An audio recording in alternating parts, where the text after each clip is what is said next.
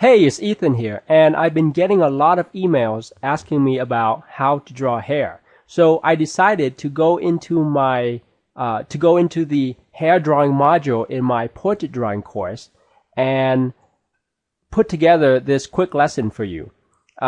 This video you're about to see is by my co-instructor in the course, Michael, who is a phenomenal artist and teacher, and he's about to teach you all about how to draw blonde hair. So enjoy. The most important characteristic of blonde hair is that it is bright. And because of that, when drawing it on paper, it tends to fade into the white of the paper. And that can be solved with two simple methods. The first one would be to add a background to it. If you add a background to your drawing, then when you are drawing blonde hair, it will create an immediate difference between the brighter hair and the darker background, and you won't have to worry that the hair will fade. The difference will be strong enough for everyone to see it.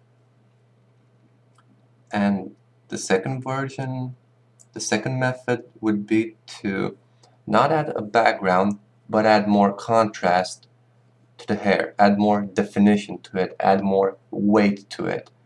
You exaggerate the shadows, the natural shadows of the hair. You just make them a bit darker.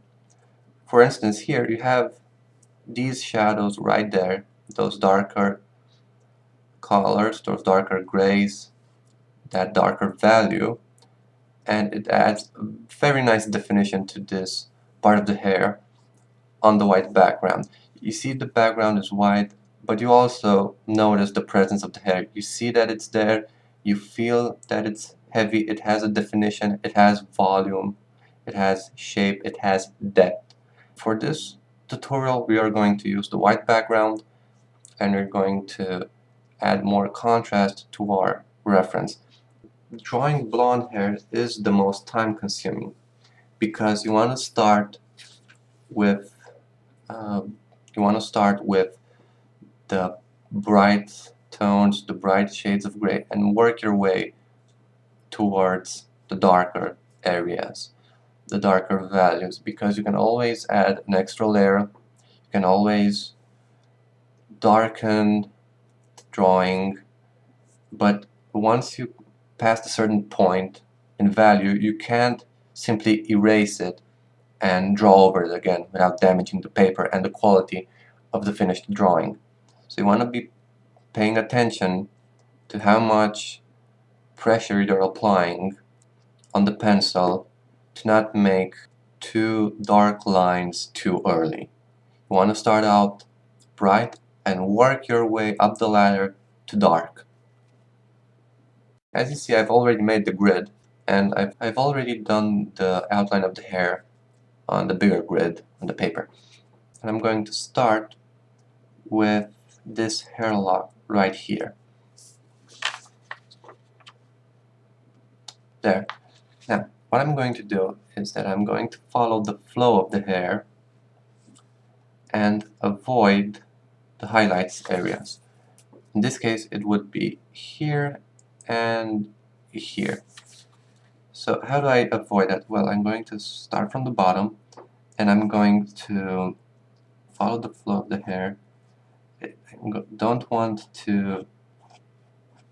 to add too much from the beginning. I want to add very bright tones, very bright values. And afterwards, I'm going to move my way towards the darker values. You see, I'm following the flow of the hair. My hand is moving like an arched line, and I'm applying pressure in this area. And as I'm moving my hand towards the highlight, I am slowly lifting my hand, removing pressure, and that's how you make this gradient effect of the line, that blending in effect.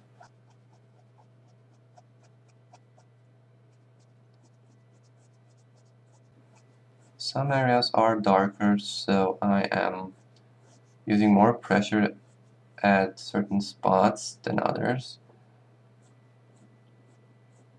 You see, here is a bit more of the darker area, and here also. So I want to do that correctly. I'm constantly checking to see if I'm doing as it is in the reference. I don't want to make any mistakes, and if I do make them, I want to be able to erase them or draw over them without having too many problems. Now, after I've done this much in this area, I can move my way towards this area. As you see, there is this very dark gap between the hairs here and here.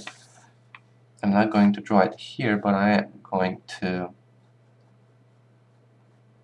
to suggest it. I'm just going to add a few lines like so.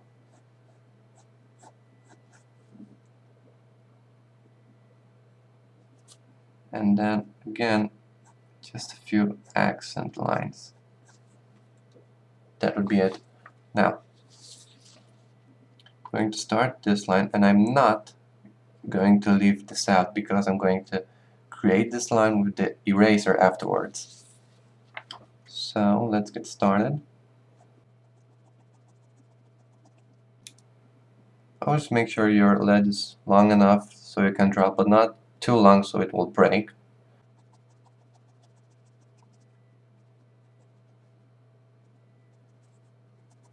So I've made that area, and now I'm working my way on the other areas, but I'm not making it too dark from the beginning. I'm overlaying layer and layer over it.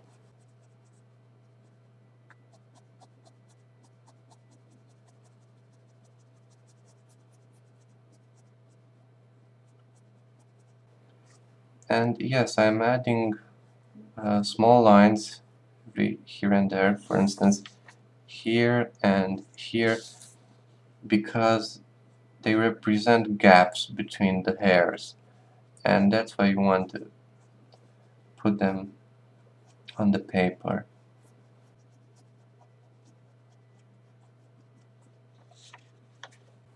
So now we can move on to this area right here. Let me adjust this again.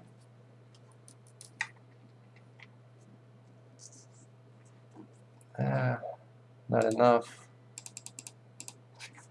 There we go.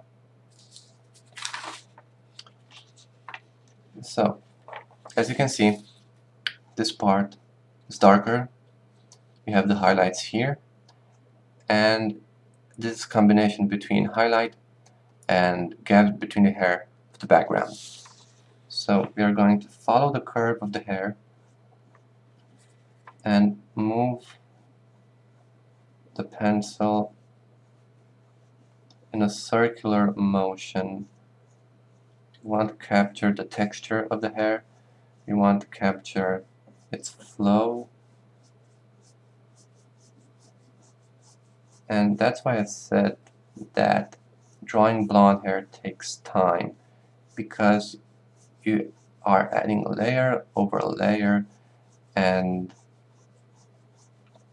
each layer needs attention, each layer needs time, each layer needs some adjustments afterwards, and all of that takes time.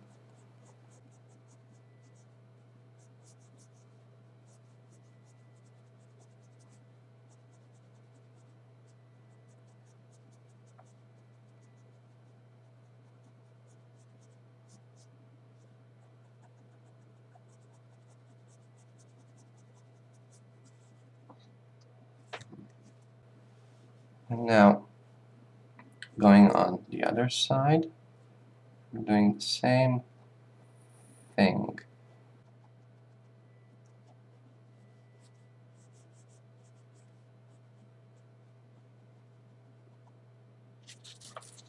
So you see, there's this area where it's darkened more than this area. That's because in the background there's that dark value and you see through the hair right here. And here you have hair that actually captures some light. So we are going to make that, but not that obviously. We are not going to add that much of a dark value to it, but we are going to make it nonetheless.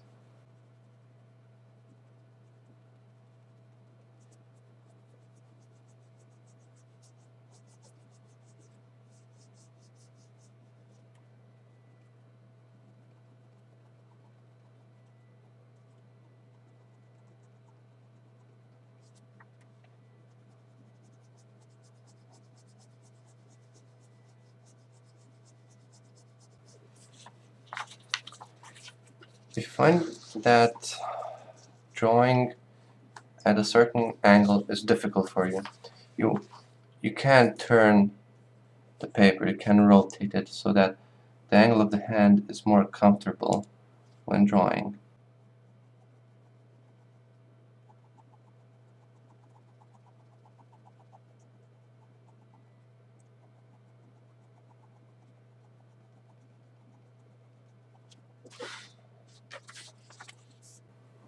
There. Now, we can work our way from this area up, or we can start working on another area. I think that we should draw this part for now because there are a lot of interesting things happening in this region. You see that there's this curl that's overlaying these two behind it, and there is that gap here that continues right out here, and that's already drawn. So I'm going to position this like so. You can always check your graphite. If it's not sharp enough, you can take a piece of paper and start hatching so it has a bit of an edge so you can draw thinner lines afterwards.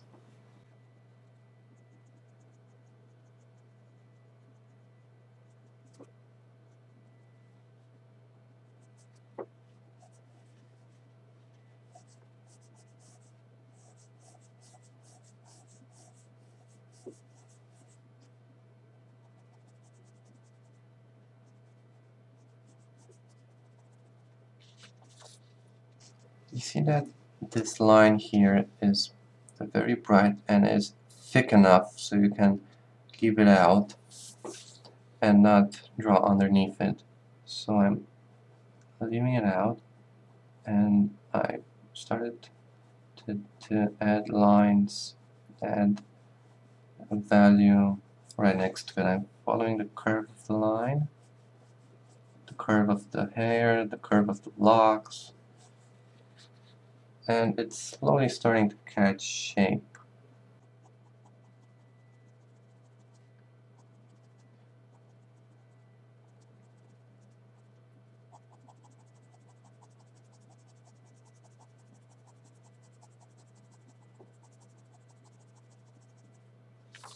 Now you see that after finishing these two, there is this little part here that's also pretty dark in value, so we're gonna add that too.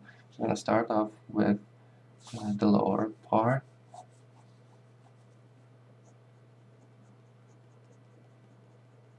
like so, and then, as I said, I'm applying pressure at the beginning and then removing my hand from the paper and creating that gradient at the end. So pressure, then slowly remove pressure as you move your hand.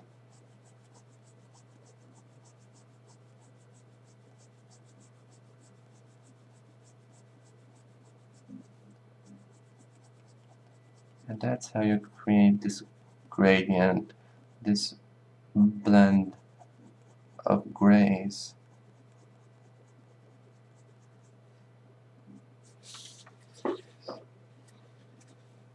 And I'm drawing these little lines here because blonde hair has parts where the highlights are very thin and areas where the highlights overlay non-highlighted hair, so to speak. Especially in this region also, you will see that effect is quite common. So that's why I'm not making that much of a blend, but I'm making sure that the difference between these individual lines isn't that big. So we have that. Now, starting to catch shape. Now, let's work on this region right here for a bit. Let me just adjust the camera a bit.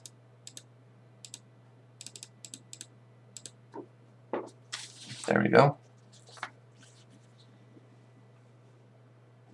So as you see, we have these values right there, here, and here. They are basically the same value, so you have to pay attention to that, not make any of them darker.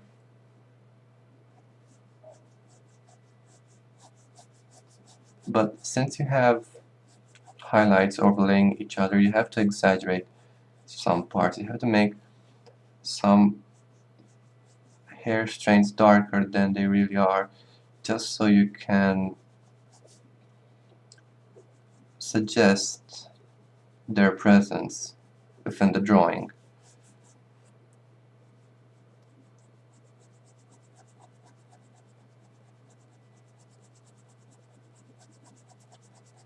Don't worry if you draw over highlights at this phase, because you can always use the eraser and correction fluid to correct that, to erase some of the pencil work, some of the values added, and to remake the highlights.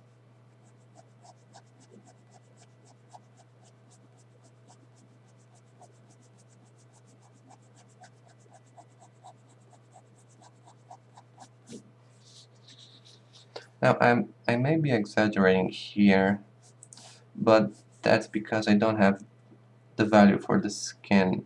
And even if you do have the value for the skin, as you can see, it's easy to mistake these values and not notice the difference. That's when you add a little line underneath the hair so that you can bring it out more, you can make it alive, you can make its presence felt.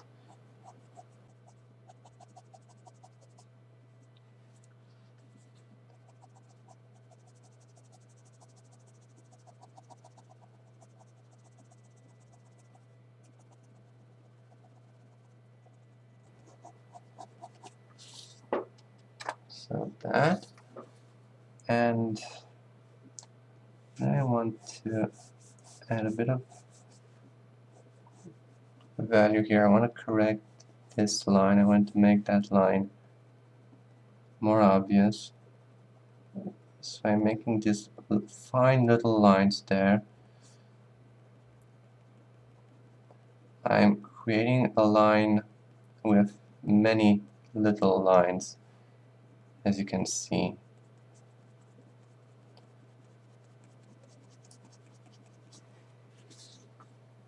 And the same thing here.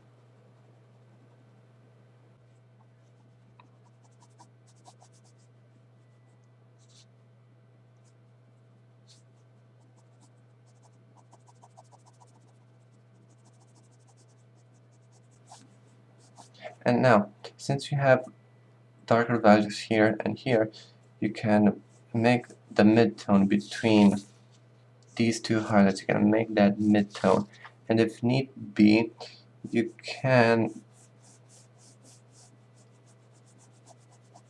you can make the surroundings a bit darker. Now, you might notice that some areas are a bit darker than they should normally be, but that's because the camera won't record anything too bright. So for the purpose of this tutorial, I'm going to make some lines or some areas intentionally more darker than they should be. But that's so just you can understand the technique and the process behind it. You don't have to do it like this when you're drawing for yourself. You always start from bright and move your way to dark. I'm making it darker so you can see it.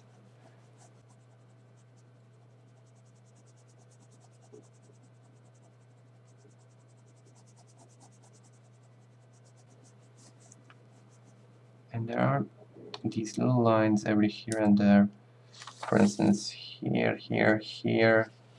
Let me show you that better. Here, here, here. Here are a bunch.